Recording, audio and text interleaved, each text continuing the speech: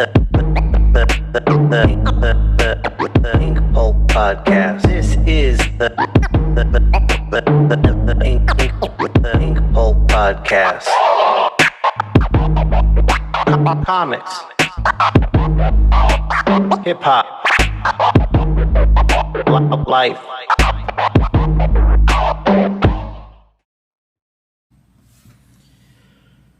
Man, art school is just crazy expensive. Like crazy. Like hundreds of thousands of dollars crazy. To study art. Which, it's kind of like setting you up for failure. Or just starting off with everything working against you. For an artist to make the kind of money they need to make to pay back the loans on something like art school, there are very few artists making that kind of money. Of course, we all dream of making it. Stick to it. Make it happen. But, and then the other thing is, there's a lot of motherfuckers teaching art who don't know what the fuck they're talking about. Welcome to the Inkpulp Podcast. Today, I have two of my students from back in the days when I was teaching at an art school. So we're going to talk about that. They're doing, they're very successful in the world of comics, but they're still, and I mean, I'm in the same boat, still struggles happening. Different for everyone I talk to and for me. But this was a nice little trip down memory lane with two students who I hold very dear. They were awesome to have in class. They were awesome to watch develop, and they came in with talent and a drive that was damn impressive. But getting back to art school, so what if, just imagine, you could, let's say you want to be a comic book artist, and you could go buy instructional videos taught by the best of the best comic book artists out there. And those videos were like $20 to $40 a pop. You could learn how to do comics for very little money compared to art school. And that is Inkpulp instruction. And that shit is going live this week. The Indiegogo for my first Inkpulp instruction video. First one's with me. I got guests coming and all that jazz. But today, let's talk about this podcast today. So we have Domo Stanton Cara McGee. Both brilliant young cartoonists who are doing their thing and doing it well. Impressed to see how they've survived. You kind of like, you get into comics and then you kind of realize it's like Armageddon. It's like Mad Max up in this bitch, where you got to survive. I mean, you got to figure it out, and it's hard. They're doing it though. They're doing well. Proud of them both. I was really happy to have them on. I've been wanting to do a podcast like this for a long time. I'm going to do more because there are quite a bit of my old students who are now practicing professionals. And I'd like to hear what their perspective was on the days when they were in school. I was a good teacher. I stand by that. But I fuck up too. And I can own that shit. I wasn't perfect. I know there's things I would do differently now. But I stand by the education I gave them, and it was it's something I have that I'm also good at, not just drawing, but explaining how and why I do what I do. And I also have a very curious mind that studies art constantly, and I've got a depth of knowledge up there. Believe that. I do. So yeah, I got big hopes for Inkpulp Instruction. My goal is to kind of change the game on art education when it comes to mainly comic books, but beyond areas of animation, areas of illustration, tattooing. I think all of these studies come into the study of comic book art in certain degrees, but I am going to be branching out to bringing other people in. And I definitely want to touch on graffiti art too. I'm hype on that too. So, yeah, just listen. Yeah, there it is. One more. Got him. Enjoy the podcast. Two students of mine. Go follow them on all their social media. They're kicking ass. I love them both. And please check out my social media at Inkpulp, INKPULP. And on there, I'll be promoting the Indiegogo for my first Inkpulp instruction video, which I am hype on. So leave comments, like, subscribe, do your thing, and enjoy. Peace. All right, so I've been wanting to actually do this for a little while. I think have on some of my students from back in the day who are kicking ass right now. Yo. And you two are kicking much ass. But I was telling Domo, and I want to tell you, Cara, I have started, I'm starting in like an educational business, like how to draw comics business. And it's going to be all like videos, downloadable videos I'm making. Oh, dang. That's awesome. Thank you. So, you know, I there's so much I want to talk to you guys about. But Domo was, I'll talk about that later. The first videos of me, and that's been shot, and I'm going to start an Indiegogo for that in October 1st. And the first, like, let's say 10 videos or so will be focused on traditional inking. And then I'll expand from there. But I got me. I'm going to record Tommy Lee Edwards in 2 weeks. Oh, nice. In October, I'm going to record Kennedy and Mahfood. And I'm building out from there. So with these recordings, like what exactly are you going to be doing? Well, each video I'm calling an episode. Mm-hmm. And what I want to do is capture like the entertainment factor of like a good cooking show, like Chef Show on Netflix. Have you guys watched that? John? Yeah. Show? Right. So you watch that, but you're also learning about cooking while you're watching. Mm-hmm. So there's going to be an instructional element, like a much more instructional than Chef Show. But there's also going to be an element of my podcast to it where there'll be interviews, and I want you to get a picture of I want you to learn a lesson from the artist, and then I want you to get a picture of their life. So I want to shoot in their studio. I want to go out to like their favorite restaurants and film like a little bit of us there and shit like that. Nice. So it's going to be like so good. Thank you. We'll see how it comes out. But so that's got me thinking a lot about teaching and stuff, and got me thinking about you guys. And I've been wanting to do this. Been wanting to have both of you on for a while. So let's start here. Tell us what you guys are working on. Cara first. Right now, both of the things I'm working on right now are unannounced. One is kind of a sci-fi action-y comic that is really out of my traditional wheelhouse since I'm mostly known for doing YA stuff. And that's good, right? You wanted to get away from YA stuff? Oh yeah. I don't know if I want to get away from it so much as like I just kind of want to like stretch my legs a little bit and do other stuff. Sure. Definitely.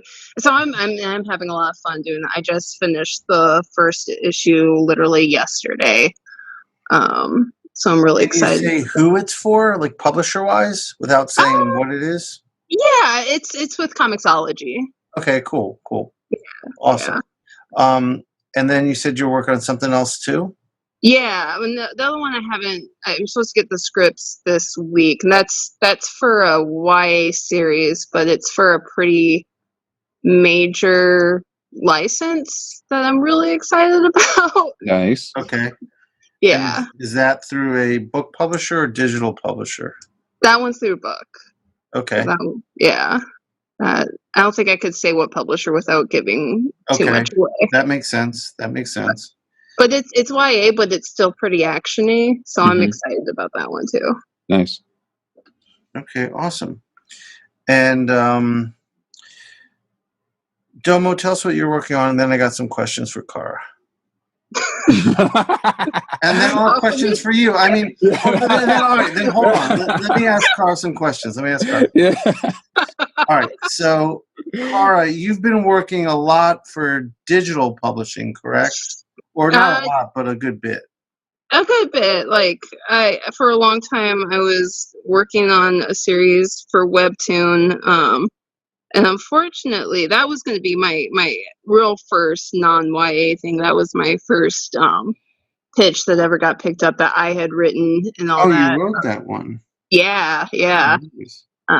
Unfortunately, we had to cancel that one for various reasons. So that one's not going anytime soon. Are you able to talk about those reasons, or no?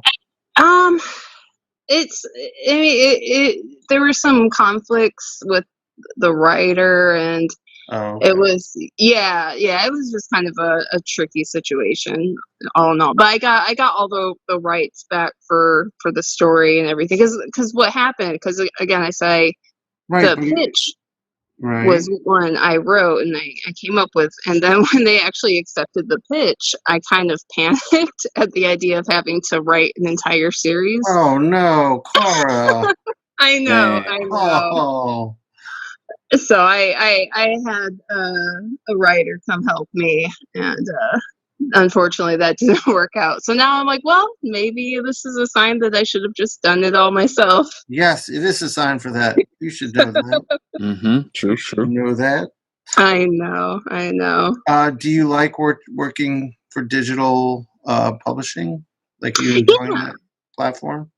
Yeah, so far so good. It's definitely, especially with Webtoon, it takes a while to kind of get used to their format and how they work, because it's not pages, and I got so used to writing and drawing and planning pages out via like page turns and things like that.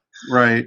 Where with Webtoon you have to think about your pacing with people scrolling and like how fast they read online, which is very different from reading a book. Totally. Mm-hmm. So it's definitely, there's a learning curve to it. It's hard to just kind of jump in. And Comixology I'm liking because it is page turns. Right, because they operate like a traditional comic, not a webtoon. Mm-hmm. Right. Okay. All right. Okay. So now, Domo, tell us what you're working on. So I just recently finished up a short story for DC Comics featuring Swamp Thing, and also worked on a story featuring Cassandra Cain, who is the fourth Batgirl. Yeah. In the I guess Batman series of superheroes. That's so cool. Is she popular, Cara? She's not as much as she should be. Yeah. What's so cool about her? I don't know anything about her. She's kind of a badass little punk, more or less. Yeah, she's like a ninja type Batgirl character. Like she's Barbara Kane, but no, she's not Barbara Kane at all. Wait, is she the Batgirl from the like early 2000s in the all black? Yeah. Yeah. Oh, okay. I know who she is. But she's not Batgirl anymore. So what does she do in the how do you tell a story about her? Like what are you telling a story about? She still fights crime. Mm-hmm. She's just not Batgirl anymore. Now she's just a badass ninja. Oh, she's okay. So she's still suiting up for battle, just not as Batgirl. Right. Gotcha. Okay. Was Cassie? She was in Birds of Prey, right? She was the little girl in Birds of Prey. Am I remembering that right? The movie. I haven't seen it actually. Oh, I'm sorry. y'all, I feel like I let you down, Cara. I'm sorry. I'm sorry. y'all, it's so good. Is it really? I feel like DC hasn't done anything I mean, in the movie honestly, realm. yeah. The only reason I saw it was because it was Black Canary, and I was really excited about that. Right, But, right. Because you were working on that. yeah, and I thought it was very entertaining for a DC movie. Okay. How was that, by the way, working on Black Canary? It was fine. It was fun. It was fun. I like the character a lot. It was very different from working with any other publisher I've worked with before. How so? Can you talk about it? I feel like I don't know. They were very rigid, and rightfully so. Yeah, everyone I worked with there was really great. Just I'm only going to say good things. Like particular. I'll say bad things. I can say bad things. I have a lot of bad things to say. It's not fun working for these companies anymore. They're so corporate. Yeah, that's the one problem. You kind of feel like a cog is the problem. It's like, well, all right. Yeah, that sucks. To be honest, I got that feeling more from animation than I do in comics. Yeah. You do in animation, Domo. In animation, you are a cog. I mean, yeah, 100%. 100%. 100. Is there more than 100%? Yeah, no. In animation, I worked on Archer for. Oh, that's right. That's right. Yeah. Like, what, 2.5, 3 years? Yeah, you are absolutely a a cog. Yeah, for real. But like, I didn't get into comics to be a cog. Yeah. Well, but that's the thing. I've never personally felt like a cog in comics. That's good. Like I guess like with the stories that I've been offered so far, I've never had an experience of like, except one time where like the publisher was bearing down on me to do exactly what they wanted. You know what I mean? Like for the most part, I've gotten a lot of creative freedom with everything I've worked on. Yeah, DC's been really good to you. Funny enough, the one thing that I got like really hounded on was something that was never even going to be published. Oh, no. What? Because I drew an inventory Superman issue. Yeah, I remember that. And they had Andy Kubert editing me. What? Yeah. Okay. Wait, wasn't he like in charge of helping new talent develop at the time? Yeah, I think so. Okay. Yeah. Okay. And I think he, for the most part, like sort of still does, like him and Klaus. Right. Oh. Okay. But yeah, like I had drawn a Superman issue, which like I am not a fan of Superman at all. Yeah, I'd never drawn him before that issue. And it kind of blows me, like not even for a commission. I'd never drawn him before. So I struggled just to get his look down. Oh my god. But you know what though? The weird thing about it is that like as much trouble as I went through drawing that issue, like it you're supposed to normally take like what, a month an issue, like, you know, hypothetically 6 weeks. I think it took me like 3 months to draw that issue. because like it was a weird concept, because like I would draw something and I would send it to the editor, who would have to send it to Andy, and then Andy would take like 2-3 days to get back to him, and then the editor would finally get back to me, and it was just like, it was a whole kind of cluster.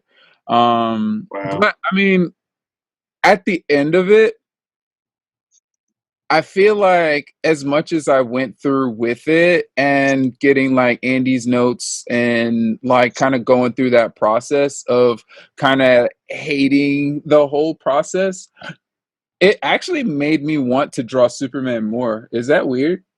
No, that's awesome. You like abuse. Right, like You're like a masochist.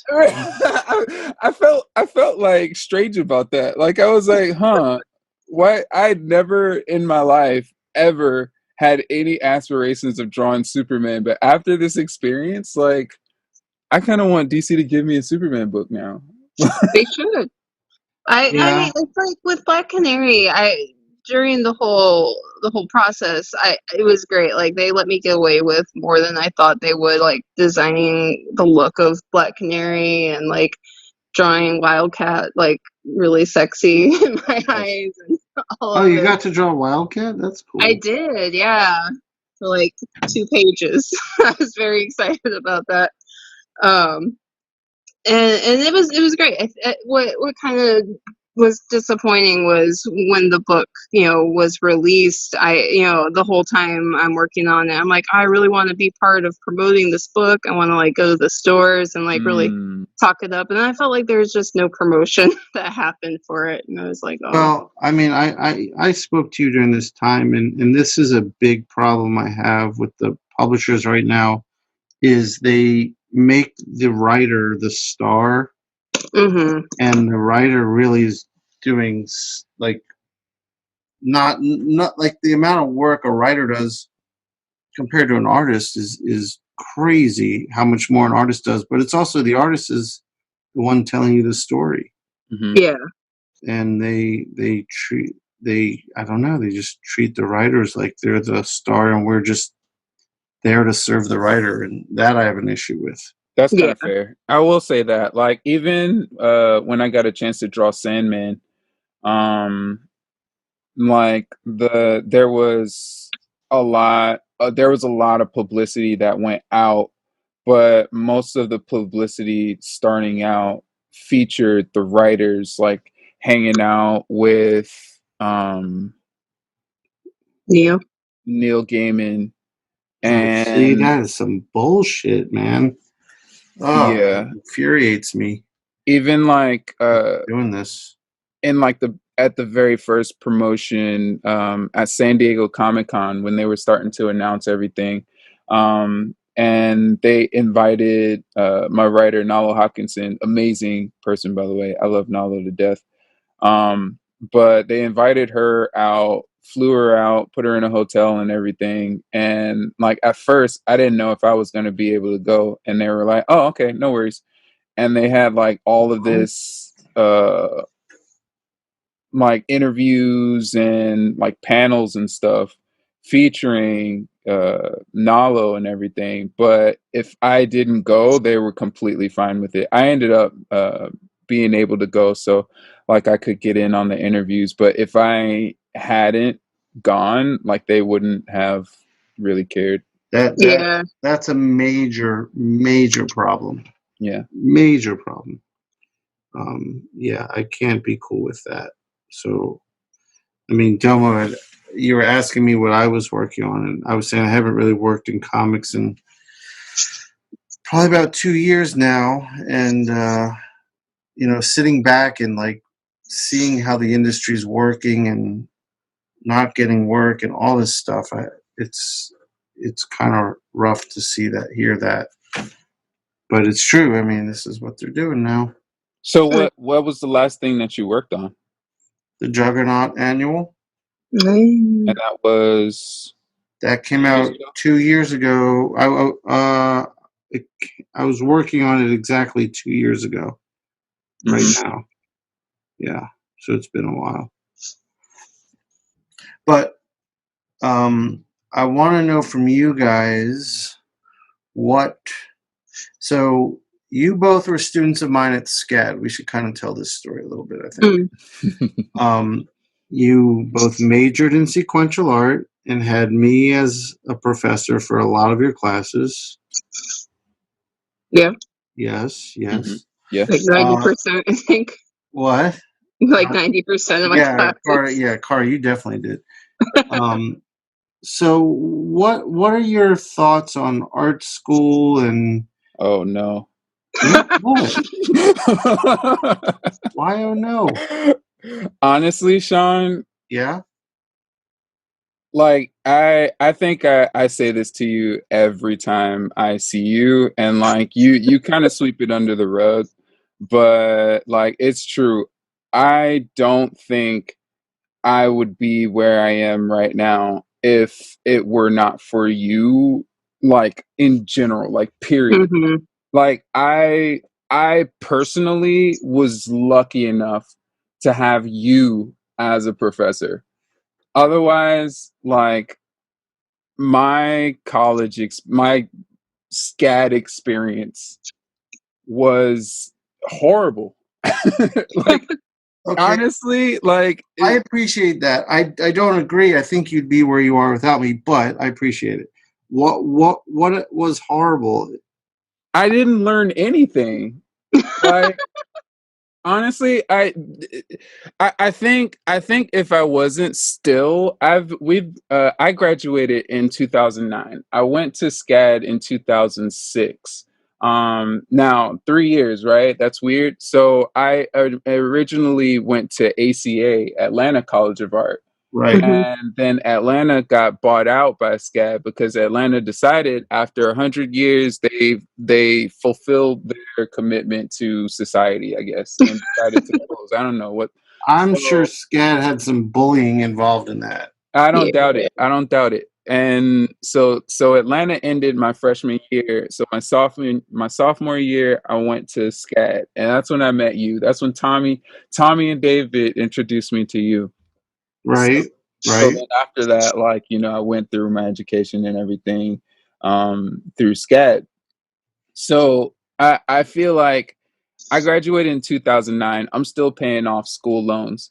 But, and if I wasn't to this day still paying off school loans, I might have felt a lot better about my SCAD education. The thing is I feel like the school itself did nothing for me and my career, but I feel like there's a sense of they want to claim it, but they did nothing for me. They had none of the resources I got to get to where I am came from the school. Everything came from you. Like down to the point of like, honestly, a lot of the stuff in the curriculum that you guys were teaching, most of that stuff I already knew. I even, like, I don't know if you remember, but like I would fight you all the time on like stuff you were teaching. I don't remember you being combative like that. Yo, like, all you don't remember? Like, I was like, yo, penciling is where it's at. Like, screw this ink and stuff. Like, this stuff you're talking about. Like, I already learned. Like, I was like, I was always like, kind of like, I feel like you're telling me one thing, but I learned this other thing from this other person, and I believe this other person. Like, I don't, you know what I mean? You're talking about at first when you first met me. Yeah, yeah, yeah. Okay. That makes sense. But then it was you breaking into Marvel at the time that really gave me a lot of education, because So, before that I'd never seen anybody break into like a professional company. Like, it's one thing to say like, yeah, you just got to put a portfolio together and then talk to these people, talk to those people, but it was your interactions with Marvel, and even like a lot of the artists that you brought around, like it was your interactions with um other professional artists and editors that helped me see something different, that it was kind of like an aha moment, like, oh snap, like in this world of professionalism, like, this is a huge example here, and you did it, like you were doing it, you know and right. it was something that really put a spark in me, like, yo, this is important. Like I really started paying attention at that point. And it was like a lot of the other stuff that was being taught, like I was getting from books anyway. You know what Right. I mean? Like anatomy, perspective, page Right. design, composition. That stuff I was getting from books anyway. Like I did so much work outside of what you guys were teaching me and outside of the school in general. But like it was when you were breaking in, and then I was also getting sort of like a business education from a couple of my friends who had been doing conventions for a while. So I feel like honestly, if it wasn't for you, I don't think I would have found the success that I have. Well, I appreciate that, but I think you would have. Okay.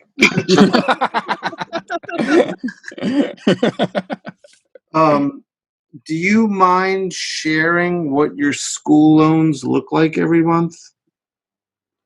Well, right now we're in COVID days, so they're looking non-existent, kind of Right. like not paying. But like, I've been paying recently about 400 a month. Yeah. And how long do you think it'll take you to pay it off? Another maybe 10 years. Yep. Yeah, I mean, honestly, that's one of my motivations for starting this business was that right there. Now, you are a successful out of school comic book artist, both of you, and that's rare. I mean, I think in our program, Mm-hmm. we had a good success rate, Mm-hmm. but even then, it was like, out of your class, maybe 5, 6 are working. Yeah.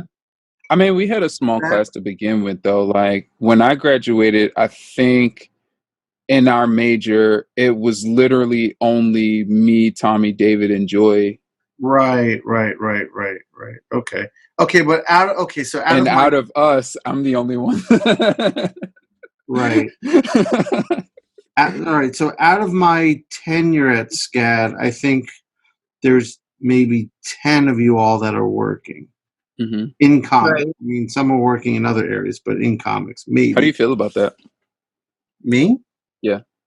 I think that's great. But my point was, I feel like that's a pretty high success rate. that's my point. Like, Yeah. maybe I taught like 300 students and Mm-hmm. well, undergrad only. Let's say undergrad. Well, no, undergrad too. Let's say 300, and I can say 10 of them are in the industry. Mm-hmm. That's extremely high for the amount of time, like when I was at SCAD. So, I look at all these students who I was so personally invested in, and I see, like, I know the struggle of that loan because I have it too. Mm-hmm. Mm-hmm. And I just don't feel right about art school, especially like, I mean, that was my motivation as a professor was like, we really shouldn't be charging this much to study comics. It makes 0 sense Yeah. because you'll never make that kind of money to pay it back. Right. And so I was like, I'm going to do everything I can to at least give you the best education while you're here and help you get work Mm-hmm. while you're here. So that was my motivation. But now I'm like, if I could put together a series of these videos Mm-hmm. and offer the ability to get an education in comics for, let's say, at absolute most, you get a whole bunch of videos and they're $2,000. I mean, I'm talking of like, I'm charging like $30-$40 for videos. So Right. you could get, I think, a better education for a very affordable amount of money. Right. I think, like what Domo was saying, I think as far as going to SCAD goes, what I got out of it, like I have a hard time recommending art school to anybody now because of the cost. It's just not practical. I feel Especially in 2020. But I don't, that's the thing, like I don't regret having gone simply because you, Shawn, especially, kind of like Domo was saying, you taught me how to get work more than anything. Like I learned about how to talk to and approach other professionals and editors, how to put together a decent portfolio, what should be in that portfolio. Right. I think that's the major thing that most people need if they really want to get into comics, is knowing those connections. Right. Maybe Right. Yeah, not even necessarily the connections, but like how to establish yourself. I think that's the big thing is like I don't regret school because of the interactions. Like I think the memories are the biggest thing. Like the friends I got to get to know It was the in friends those we made years. along the way. Yeah. The experiences that I had while I was there. So Yeah. it's like, you kind of you have to really put that into consideration. The thing is that art school, at least in my experience, they never taught me business. Yeah. Yeah, that's very true. And that was I honestly got some of that from you offhand, even though you may not have realized it. Like, I you didn't, know, because I think I'm just starting to figure out business shit now. but like, Please make that a video. I right. am. No, I'm gonna do one on marketing yourself. Yeah, I'm gonna Hmm. do all that. Yeah. Dude, whenever, because I've been invited back to SCAD a few times now to talk to students, and pretty much everything I talk about is how to sell at conventions and marketing yourself and Right. being on social media and all that. Like, Cara, you came into SCAD good at that. Yeah. yeah. But I'm lucky that it is something I'm fairly good at, and I didn't really need to be taught it. But there are a lot of students that need that. Yeah. Oh, No, yeah, I needed that. How did you get good at that, Cara? Before, I mean, you got good at it in high school. Is that right? Yeah, pretty much. I mean, I feel like it's a generational thing. Like, I feel like, especially with women, maybe like we just like women my age, we kind of just grew up on the internet and like forums and Right. reading comics online before everything else. Right. So it's all self-taught. Wow. Well, yeah, that's awesome. Mm-hmm. That's really awesome. So, what do you guys think of working in comics now? And I mean, I want you to speak freely, but I don't want you to hurt yourself. I don't mind saying anything, but I'm curious where your head is now. Well, I mean, like I was saying earlier, like so far, I've only really had clarification throughout my entire um tenure, I guess. This year, actually, in December, will be my 10th year working in comics professionally. Nice. In Wow. comics, Oh yeah. my God. I am so old. But like so far I've just I'm very observant when it comes to a lot of things, and I definitely feel like company wise there's a certain way they treat artists. Like I chased Marvel for the very first like 5-6 years that I broke into comics, and Marvel would do this thing where like when they need you they'll call, and then once they're done with you, that's it. Like you don't hear from Right. them, Right. and you don't know where you stand with the company or Yeah, anything like dude. that. After what 10 years there, I couldn't get an email Hmm. just saying, "Sorry, man, we don't have anything." Right. Nothing. Yeah, it's There's no loyalty. none. I worked with for every day for like years, Hmm. and even like just reply. Right. But go ahead, go ahead. Yeah, no.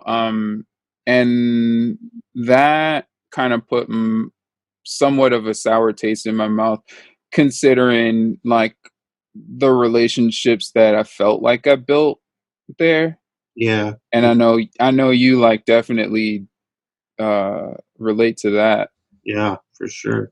Whereas like with DC, it's been kind of the opposite. DC is still kind of new to me, but I feel like since day one, I got hooked up in DC was probably in 2015, I want to say.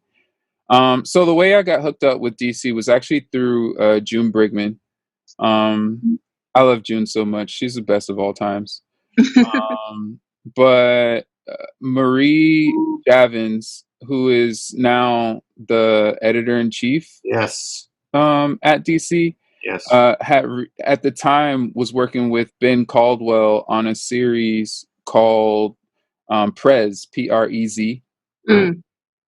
And if you know Ben, he's one of the most prolific cartoonists of our time, I think. Brilliant. Yeah. His work is absolutely beautiful, and like just his the way his mind works, like his storytelling is insane. But he's also slow. So Marie reached out to June to see if she could do a fill-in issue for for Ben, and June couldn't do it because she was working on something at the time, and June knew that I was out of work, so June reached out to me and asked if I could do it, and like that was like it right there. Like I accepted, I did the work, Marie loved it. After that, Marie started looking out for me, which is something that I never got at Marvel, where like the very first opportunity that arose was the 2017 what is it, the art camp thing. Right. Now, hold on. Back up a second. What I want to talk about here, and this is a testament to your character. After having worked at Marvel for 4-ish years, is that safe to say? Sure. After having been a pro at Marvel for that amount of time, work had dried up for you. You then applied for the new talent search That's at what it was. Yep. DC, got in and went. And my advice was against that. But it turned out to be the smartest thing you probably could have done. But it speaks to your humility that you weren't like, I'm a pro, I don't need that shit. So the funny thing about it was when Marie first reached out to me about it, I was like, nah, I don't think I need to do something like that. Like because my thing is that I hate contests.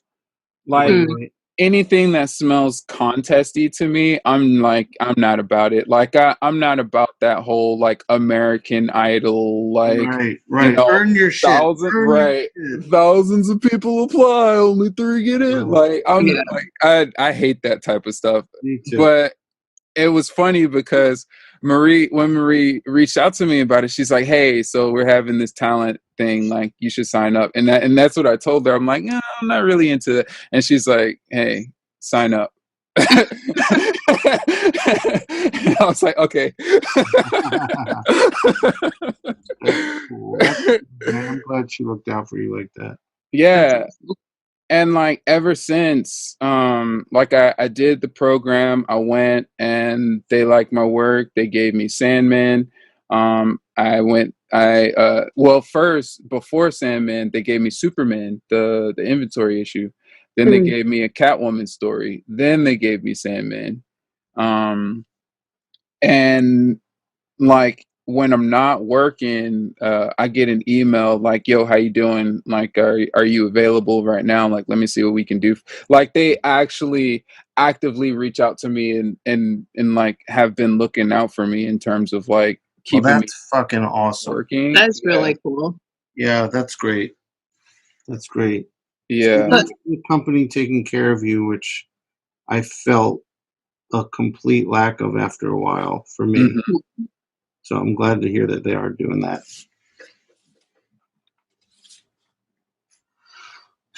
So you're just you're happy doing the DC thing, right?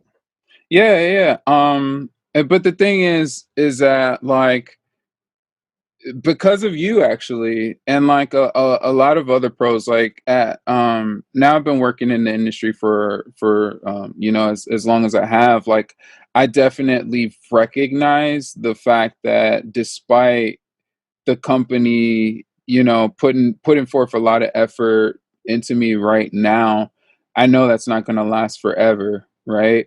Right. And at the same time, like as an artist who works freelance, like you have to think about your future.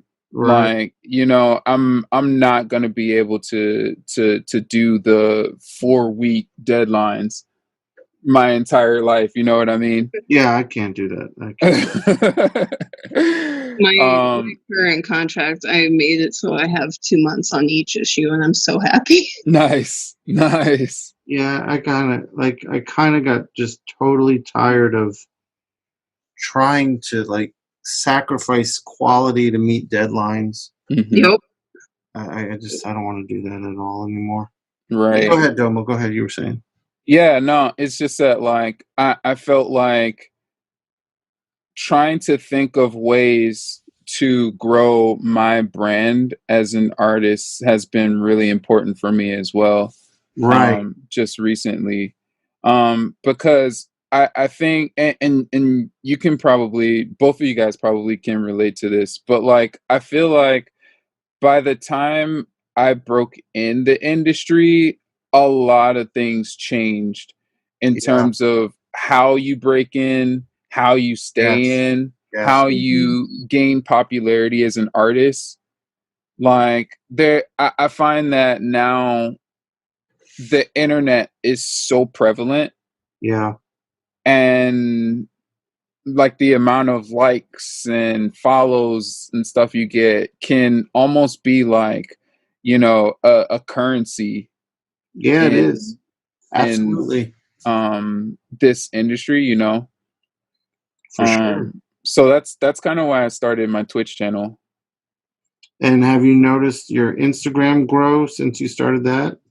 I started streaming in March 2019, Yeah. and I had probably like 1,500 followers. On So Instagram? on Instagram. Yeah. Now, a year and a half later, um, I think just a couple hundred from 5,000. Nice. Nice. Nice. All right. Good. So yeah, it definitely has helped. And I lately I've just been looking for more ways to kind of raise my stock. Yeah, I'm doing the same. Um, I mean, my thing is like, wait, if I can really just connect with my fan and audience base directly, I can just do things and offer it to them directly. Like, no publisher. I can just be a fully independent entity. right. Yeah. And so that, I mean, well, Cara's here. You've probably got more followers than Domo and I combined. Right. True. Even so, like I feel like I don't have a very large following comparatively How many on Instagram followers do you have? Instagram. Yeah. About 7,000. Oh, I would have thought a lot. So I got more than you. Well, see, that's well, that's I'm the thing. kidding. Like But for what the about Twitter, Cara? What about Twitter? Twitter's a little over 13,000. Okay, you Thanks. got me beat there by a lot. But the thing is, I need to be, and I recently started focusing more on Instagram because Twitter is just so toxic in so many Right, ways, fair. and I'm kind of over trying to be, because you know, a big part of it is being social and Right. like playing that game, and I got so burned out after Black Canary, just like both artistically and like socially. And so like Right. this past year especially, I've just kind of tried to take a step back from social media a little bit, Right. but then refocusing on Instagram instead, where I feel like I can be a little more creative and engage more with an artistic community, but Right. I also, like, again, I've felt so burnt out artistically. I kind of feel bad because I haven't had any art to really share or promote on there in a long time. So I'm trying to get back into doing that and like figuring out how that platform works and just being creative again for the sake of being creative and not for the sake of getting a paycheck. Right. Yes, Cool. and that's a big part of me wanting to just find my audience, because I just felt like I wasn't able to give my creative best Yeah. under these publishers, like schedules and attitudes and Well, that's the thing. I kind of feel like, again, in like 2020, with how prevalent the internet is, like you don't even need the publishers anymore that's what I'm saying. to gain, like, success Right. as a Right. freelance artist. Because, like, when I was first starting out, the sort of game plan for everyone was you got to break into Marvel or DC first, Right. and you gain your fan base that way, gain popularity, Right. then you Right. could take that fan base to whatever creator-owned endeavor that you so Right. And choose. that's the world I grew up in, and that's why I taught that to you. Yeah. Mm-hmm. It is not that way now. It's not that world anymore. Yeah. No. Yeah. One of the best choices I've made, I think, for my career was getting a agent a few years ago when I did a book with Chronicle, because I just didn't know how to deal with contracts outside of comics. And Right. I kept her after that to negotiate all my comic contracts too. And she's been so great. And she has been pushing me with all like the non-comic publishers like Random House and Scholastic and all that, which has been Yeah. That's really a nice. good place to be. Yeah. So Yeah. you still work with this agent? Hmm. Oh, nice. Yeah, she's really good. The thing I hate most about doing comics is having to read contracts and True. like figure all that out. Mm-hmm. So she does all of that for me. She like, yeah, it's great. And then Very good to have. Yeah. That's yeah, awesome. I go through pitches with her. Because she does a lot of literary books is her main wheelhouse, but she's really good about reviewing pitches for me and figuring out where to send them and stuff. So yeah, having her has been a huge help. And where does she? What agency does she work for? Morheim Literary, Okay. Kate McKean. They Sick. she did like Pride and Prejudice and Zombies, I think. I'm terrible. I don't really know. I know that one. Yeah, Kate's really good, and I think one of the reasons I signed with her is she reps a lot of people who kind of go viral on the internet and and have books that way. Nice. So she's great, and she's doing more comic people too now. I think she's. Do you guys know Trung Lee? Trungles online? Yes, I do. Yeah, she's repping him now. He's got a book coming out with Random House. What about Gabriel Piccolo? I don't know if Gabe has an agent or not. Oh, you're on Gabe terms with him?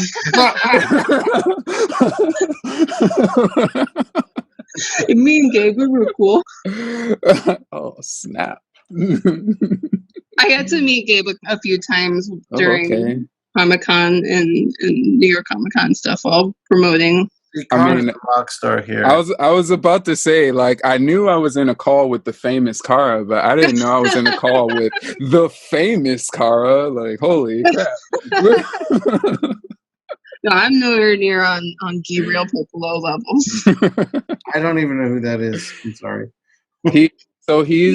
He's one of like probably the biggest like artists on social media currently. Yeah, millions of followers. Like literally with an S. Yeah. Wow. he's doing the Teen Titans stuff for DC's YA right now because that's how he got his millions of followers, is all of his Teen Titans fan art. Oh, okay. Yeah. So he got millions of followers off fan art. Yep. Wow. Yep. That's how I got all my followers. That's why I'm drawing fan art right now. You're on this call. Because Zoe's doing a lot of that, and she's worried that will like not like help her professionally. But I'll have to tell her otherwise. Nah, I mean, no. Fan art will get you jobs. That's the thing. Is like, used to be, you had to put together a portfolio, go to a convention, hope that, there wasn't like a giant crowd that knew about the portfolio reviews that Marvel or DC was giving, so that you'd have a better chance of getting your stuff seen. Right. And like, hoping that the editor you meet was, cool enough that likes your work, that, you might get a chance to get a call back. Whereas like nowadays, you literally just put like fan art and dope art on Instagram, Twitter, like whatever social media is. And a lot of times the editor will find you like through social media, and you'll get work from that. Wow. Yeah. One of the reasons I'm the franchise that I can't talk about doing anything for yet, I posted fan art of it and they really liked it. Yeah. Yeah. Wow. Same thing for for Marvel, I did a Moon Girl Devil Dinosaur story. Yeah, I remember that. And I got that because I had done a couple of Moon Girl fan arts. Oh, that's awesome. And it was just like I was just randomly feeling like drawing Moon Girl like one day, a couple of days, and then they reached out to me like a couple of days later. There you go. Times is a changing, man. Yeah, I'm trying to figure out how to grow everything myself as I sit here and do art. So how are you, like, what are you doing to kind of push yourself these days? On social media? Just in general, like, what are you doing to try to grow to? As an artist, I'm going through a lot of growth right now as an artist. Yeah, you've been killing it lately. Thank you. Thank you. I'm giving myself permission to take the time I need to do it. I went through a really, really bad, long, many-year depression, I think. And I came out of it. Like, I did a lot of work and came out of it.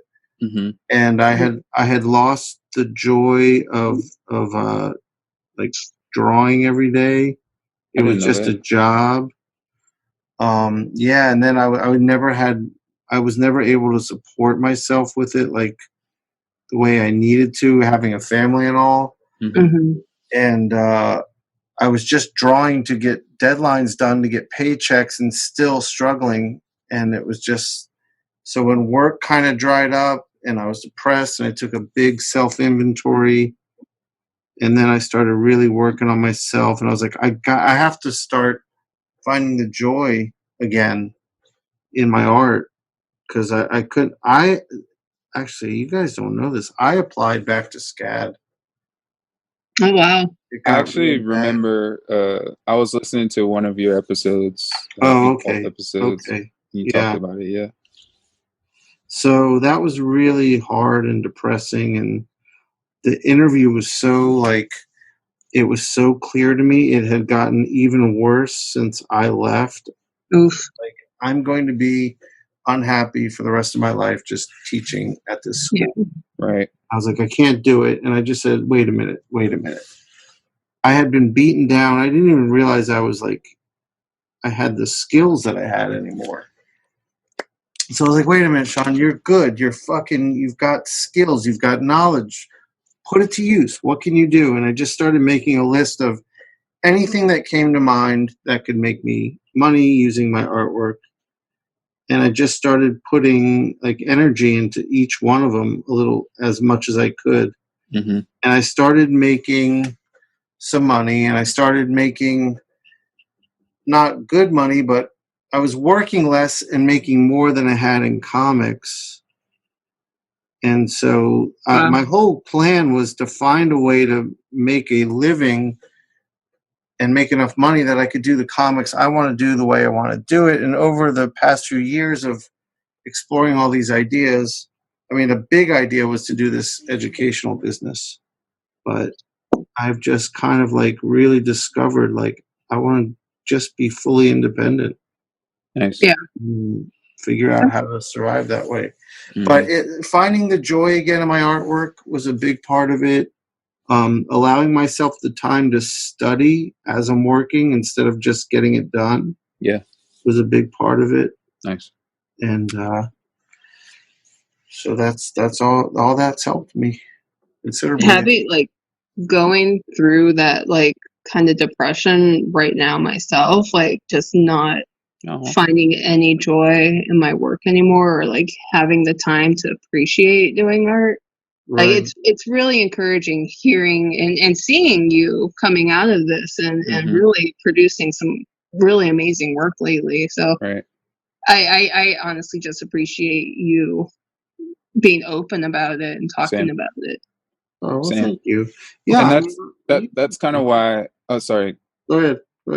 I was about to say, that's kind of why, like, on my streams, I really like, I have a command in my channel pointing directly to your podcast. Do you really? Because I do, because the stuff that you talk about on your podcast, I feel like is very important for a lot of people to know. Like, I think, especially like a lot of young artists, come to my channel, and even in like at conventions, like I would talk to some people, and they see, like, you know, what we show them. They see the kind of celebrity, quote unquote, aspect of it. Like, they see the fandom, they see the books coming out with your name on it, and they think, like, you know, like, oh man, this is a cool life. Like, I want to do this.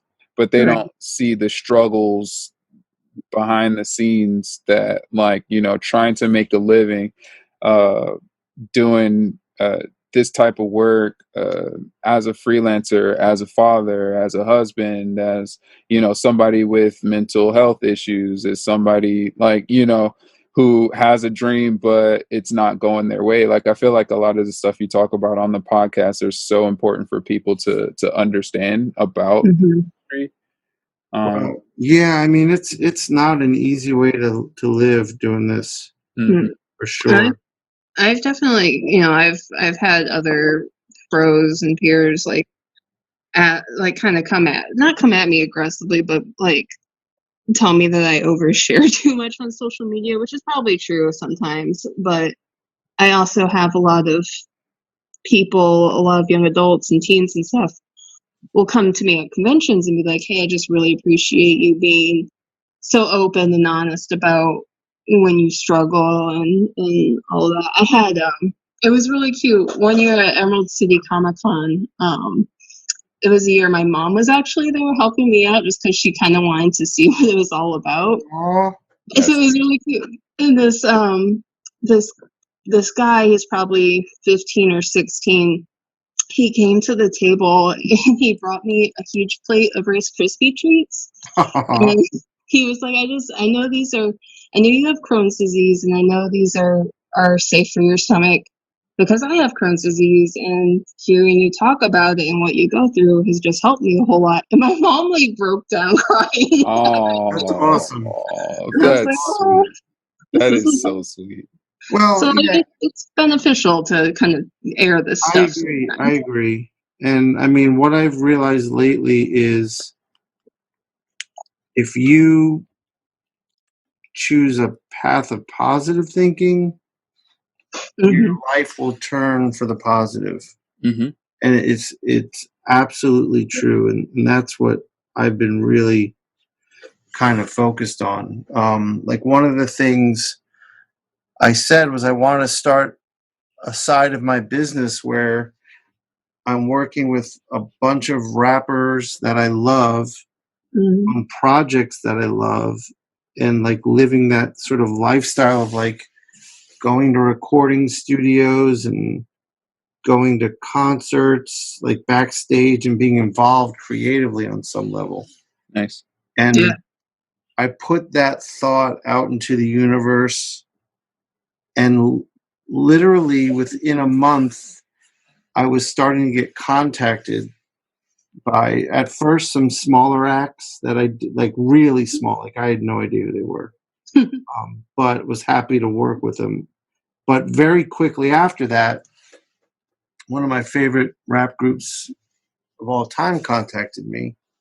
Oh, wow. And then, like a week after that, I've become kind of friendly with Killer Mike. So, like a week after that, he called me and was like, I have this big project that's got you all over it. Sick. That's so That's badass. So here I am now. Like, you asked me what I'm working on. I'm building that educational business. At the same time, I've been working with the Pharcyde. That's the rap group I talked about. Since right before COVID hit, we have weekly Zoom meetings, and I've been working on that project with them. And we've become like very friendly. And this podcast is now on their network as well. Nice. That's so cool. And so we're about like 75% of the way through that project. And it's not just doing a cover. I can't say much because we're keeping it hush till it comes out. But it's big. And it's going to involve a lot of different. I'm excited. And then on Saturday, I was down at Stankonia, which is the recording studio that Outkast owns. Oh my gosh. And was in there with Killer Mike and Cuz Lightyear. They were sampling me this new record they're doing. And we started talking about the project I'm working on. So it was just us three in that studio on Saturday night. Sick. What a life, man.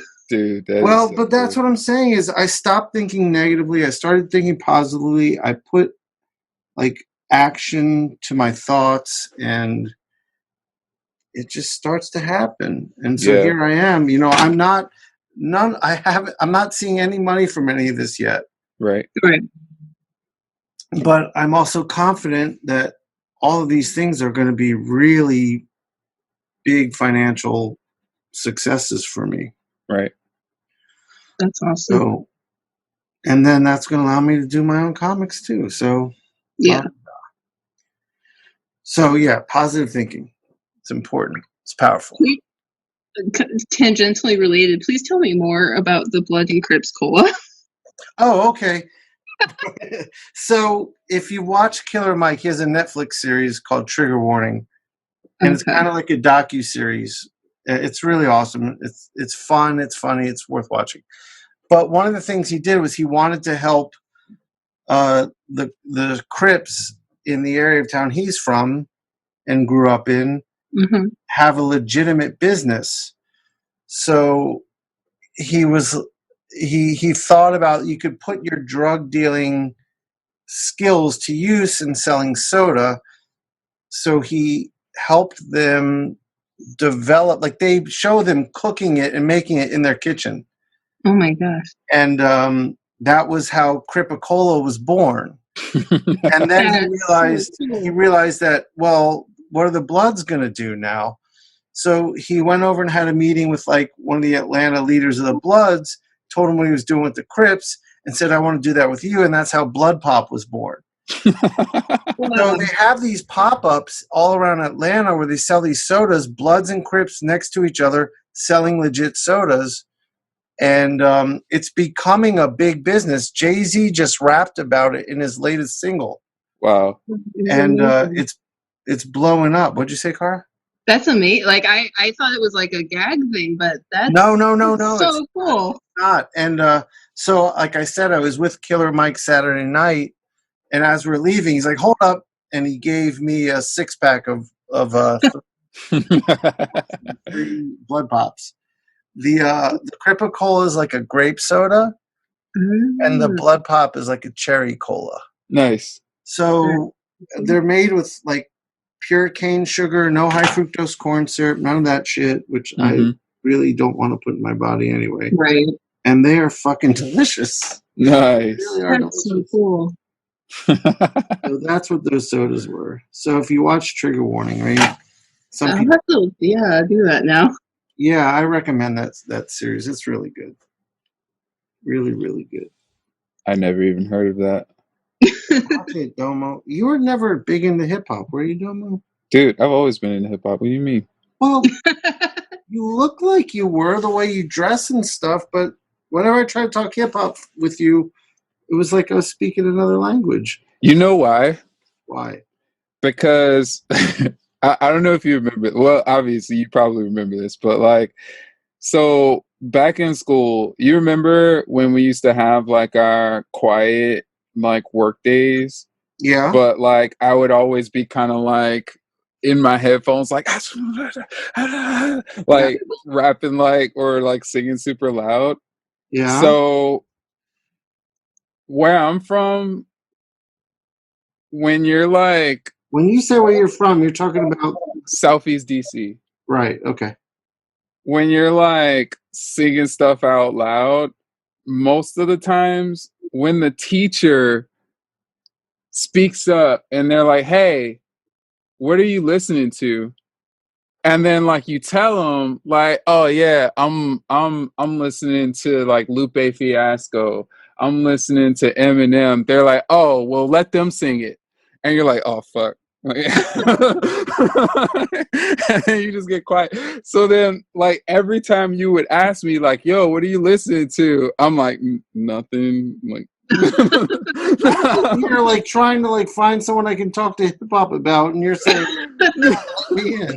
Oh no. I know. All right, so Domo, do you know the Pharcyde? Like, are you too young for that? I might be too young for that. Oh, dude, listen to Bizarre Ride to the Pharcyde and Lab Cabin, California. Okay. They are two of the greatest albums in rap ever recorded, and people like Lupe Fiasco will definitely agree with that. Nice. They're definitely an influence on that. Mm-hmm. But this will be on their network. That's why I ask. Oh, sick. I remember you like saying you like Nickelback one day. I was like, what the fuck? What the fuck? Wait, ho. I feel like Don't you're talking front. about somebody else. Nah. No, you said no, Domo. Nah, dude. Nah. There was something Nickelback and you were into it. And I was like, what is happening? Man. No, that is stained in my mind. That wasn't me. Cause I do remember in college, like I had never been exposed to like rock music before college. So like when I was at SCAD, I was learning about like Aerosmith and Bon Jovi and like all of those like kind of old school hair bands for the first time. Like I'd never heard Black Sabbath before. I'd never heard like any of that stuff. So like I remember at that time I was getting to know a lot of that stuff for the first time, but Nickelback was definitely never on that list. There bro. was there was something with Nickelback, and you were feeling it. I remember. I remember this. I was like, I had to have a moment with myself in my car to be like, what's happening in this world? I feel like you're confusing me with somebody else, homie. Like, No, I'm not. I got to remember what it was. I don't remember. Maybe you were fucking with me once and I didn't catch on. Maybe. But I definitely remember you. Maybe because, nah, man. Nah, bro. All right, whatever you say. Whatever I say. What do you mean? Whatever I say. I'm trying to think of who else it could have been. No, it was Domo. I'm not. I know this for a fact. I am not mistaken. This is what we call selective memory. Oh, you don't know what you're talking about. Are you sure you survived those SCAD days, okay, Shawn? I mean, there's a level of trauma. There's definitely a level of trauma there. I will admit to that. Yo, speaking of, man, like Speaking of trauma. Oh boy. no, it's not bad. It's just that like Cara was saying how she was invited back to SCAD recently.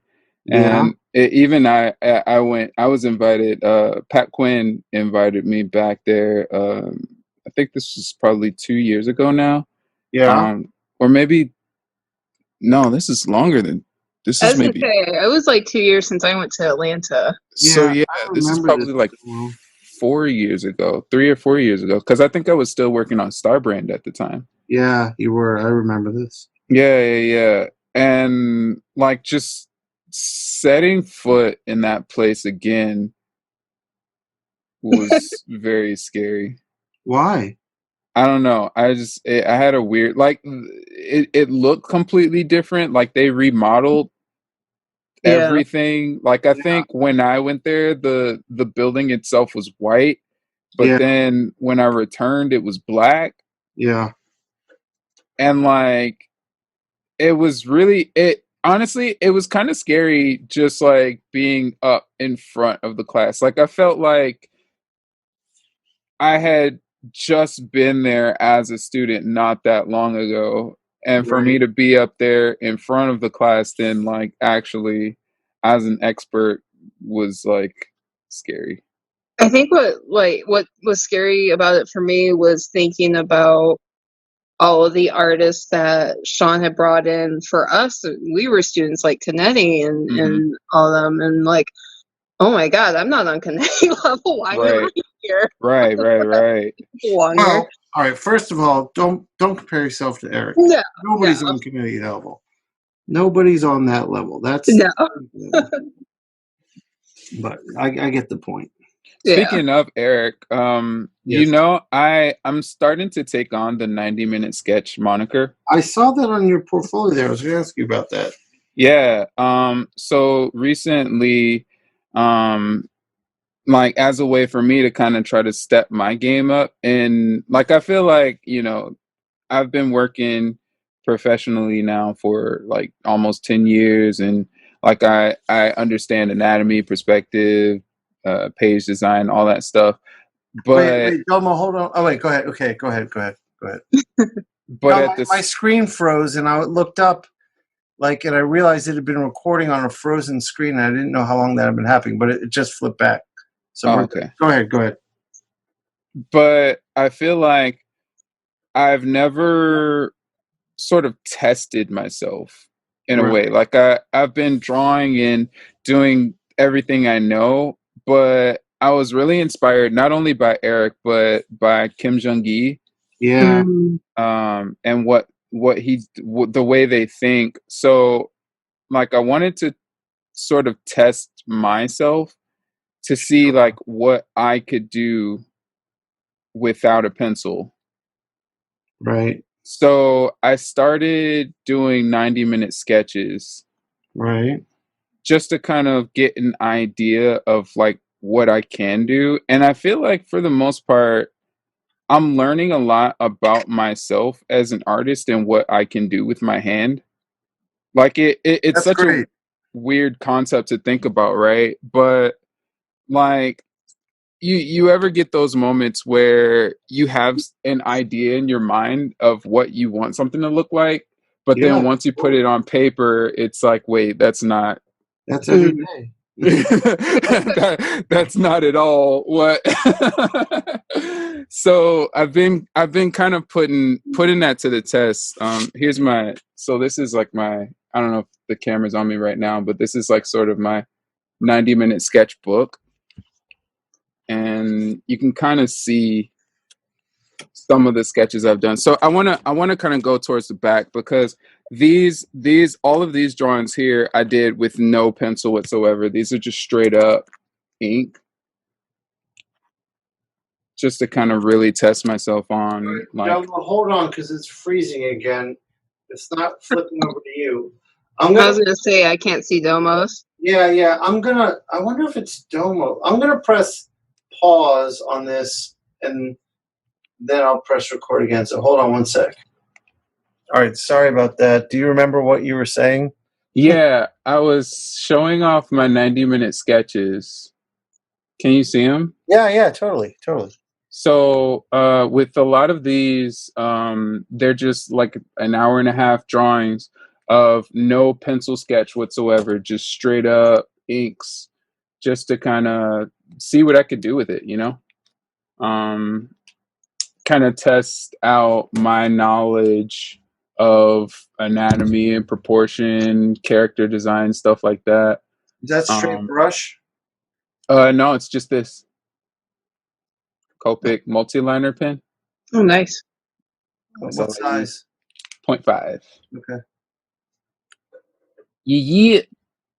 And it's been a lot of fun, to be honest. Like it's been like a really cool kind of warm up just to kind of see what I can do, you know? Yeah, you're doing some great stuff there. 90 Yes, minutes. yes. Wow. I need to start doing that. Yeah, it's a pretty fun exercise, honestly. Like, because I mean, it doesn't hurt, right? Like, you know, Yeah. at the end of the day, it's all practice. Like even the professional stuff, to some extent, is Right, for sure. practice. You know. For sure. Um, and so like I feel like if I could get to like a really confident point in my art where I can just straight up like ink without even penciling, I feel like that could probably bring something new to the table with my art as well. Sure. Yeah. Sure. Look, when I see your work, it's hard for me to put the teacher down because I'm just used to having you as a student. Yes, bring it out. But I would like to see what you do with more time. More time, nice. Yeah, like more time invested in the artwork instead of trying to get it done fast. Like I'm curious what it would be given like the time to, even if it's just like a like one drawing, like a pinup. Mm-hmm. I'm curious to see like what you would do given a lot more time. Yeah. Now that's bad career advice because you obviously, if you were slow, you would not be where you are. I'm just curious. Yeah, no, for sure. I definitely do think that a lot of the stuff that I do, because of the industry that we work in, like it's like, you know, gotta go fast. Right, Yeah. which it is. It is. I mean, that's for sure. That's real.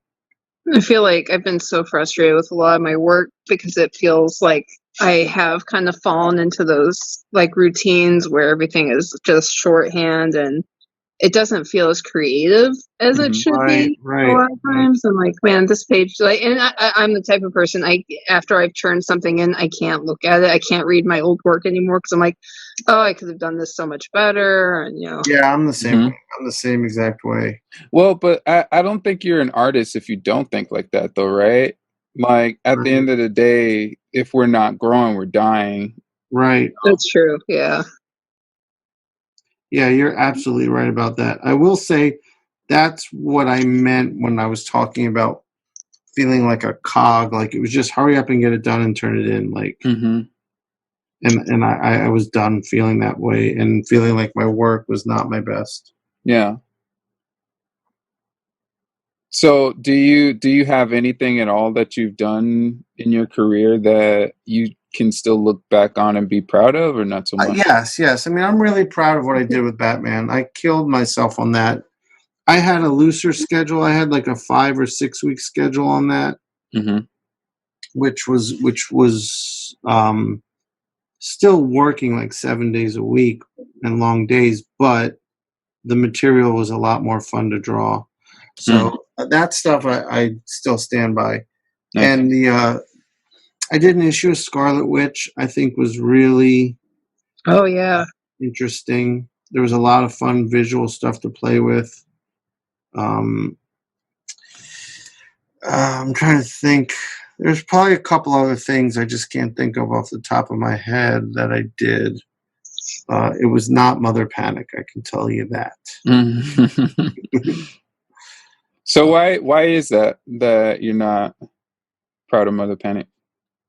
That one was, I was kind of getting to that end of the road where I was so tired of the way the industry was treating artists, where we were getting like, I had worked on like 3 projects in a row where the scripts were really not good. And I was the one that was made to feel like I had to make it work better. And not the writer who they were, like Cara was saying, treating like royalty. Right. And it was like the writer doesn't know this medium at all. I know it in and out. I taught it for 10 years and you're making me feel like I don't. And so I think I was really just frustrated, depressed and angry. And so when Mother Panic came along, it was another one of those like situations where I just felt like the scripts weren't like they weren't hard to work from. They just weren't inspiring me at all. And Mother Panic was also DC put their corporate mitts on it when it was pitched to me. Like I went to lunch with Gerard and Shelley, who was the editor, and what they intended this book to be was not at all what it came out as. Because DC, like Tommy did the first arc, and Tommy created it with Gerard and designed what I think is one of the best character designs in the DC universe. Yeah. I mean, she is badass. But she, Tommy's arc involved Batman. They were like, we'll need Batman in the first arc to get some eyes on it. And then DC was like, wait a minute. Because she existed in Gotham City. And they were like, you just do your own thing. It's Young Animal. But the minute they saw Batman in there, they stepped in. And they were like, oh, wait a minute. And it changed everything. And it became very DCU, very corporate. When it was pitched to me that we were going to do a punk rock, just a punk rock hero who wasn't trying to be a good guy. Sure. Yeah. Was just dealing with her own shit and trying to set some things right in her life. Yeah. And it was going to be really, really punk rock, and it just wasn't. Yeah. I always feel so bad because Shelley's probably one of the best editors I've ever gotten to work with, and I like her a lot because she really wants to do those punk rock comics. Yeah, she does. But I feel like everything just keeps getting in her way, and I feel so bad. I want those comics that Shelley wants to make, and I want to make them too. But yeah, Black Crown getting shut down, and just I want more Shelley work in the world. Black Crown got shut down? Yeah, IDW canceled Black Crown. When? Oh gosh, a year or so ago. I want to say. Maybe I did know that. Because I was doing sporadic stuff for that, which was a lot of fun, and me and Shelley have been talking for a long time about getting my own series with Black Crown. Oh yeah, she was working on me getting something going there too. Yeah, it just never worked out. Yeah, I know she's freelance editing now. Like she's on Bitter Root with Sanford and David. That's pretty awesome. But yeah, that's weird. Shelley's one of the few editors I feel like there's a couple editors. Shelley's one of the few editors I feel has really like had my back the whole time I've known her, and like has really gone to bat for me. Yeah, Shelley will be that way. She is loyal like that. That's awesome, for sure. All right, guys, we've been going a good bit here. Is there anything you wanted to talk about that we didn't touch on? Either of you? Not that I can think of. Okay. All right. Well, then I'm gonna push stop here in a second. Thank you both for doing this. Yeah. A lot of fun. Thanks for having us. Oh, thank you. I'm gonna press stop, but we'll still be on here and we can say our goodbyes once I press stop. Okay. Okay.